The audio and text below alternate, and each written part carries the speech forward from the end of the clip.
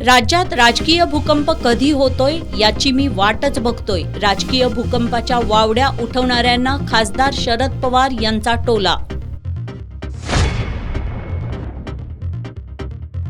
शक्तीपीठ महामार्गाविरोधात महामार्ग विरोधी संघर्ष समितीचं कोल्हापुरात महाधरणं आंदोलन.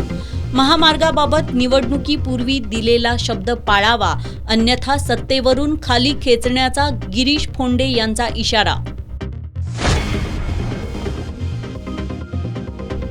एसटीचा प्रवास महागला. उद्यापासून तिकीट दरात सुमारे 15% होणार वाढ.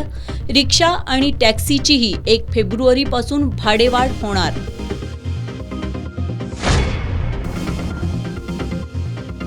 श्री क्षेत्र ज्योतिबा डोंगरावरील ज्योतिबा मूर्तीची संवर्धन प्रक्रिया पूर्ण. उद्यापासून मुख्य मूर्ती दर्शनासाठी होणार खुली.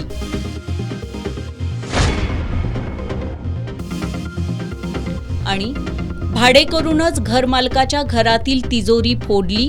सोन्या चांदीचे दागिने आणि रोख रकमेसह 2.25 लाखांचा मुद्देमाल घेऊन झाला पसार. हातकणंगले तालुक्यातील खोतवाडीमधील घटना.